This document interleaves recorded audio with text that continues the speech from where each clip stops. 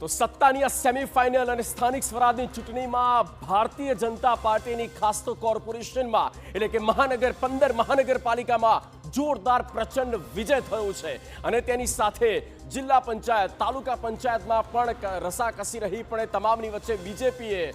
સત્તાને કાયમ રાખી છે। અમદાવાદની વાત કરીએ તો 192 192 આઉટ ઓફ 192 એટલે 192 જે કુલ બેઠકો છે અને તેમાં બીજેપીના ફાળે જે ગઈ છે તે સૌથી વધારે અને ત્યારબાદ કોંગ્રેસને 32 જેટલી સીટ મળી છે। આમ આદમી પાર્ટીનું અમદાવાદ શહેરમાં ખાતું પણ ખુલ્યું નથી એટલે એક મોટો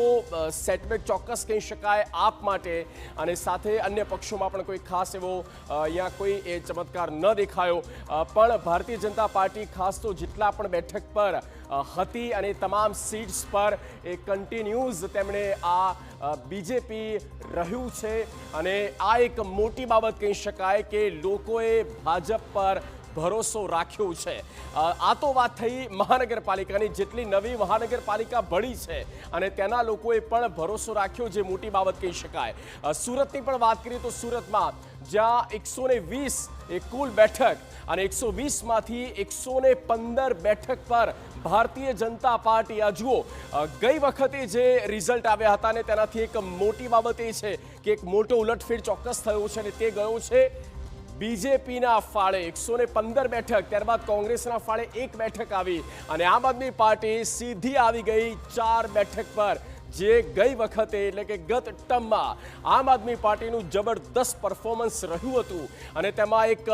મોટો ઝટકો સેટબેક આમ આદમી પાર્ટીનો ચોક્કસ લાગ્યો છે। આ સુરત શહેરની વાત કરી સુરતની વાત કરીએ હવે આગળ વાત કરીએ અને આપણે લઈ જઈએ વડોદરા તો વડોદરાનું શું છે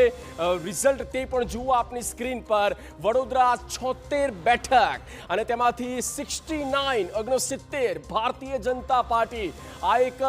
જબરદસ્ત વિક્ટરી કહી શકાય બીજેપી માટે અને ત્યારબાદ સેકન્ડ પર કોંગ્રેસ 6 બેઠક પર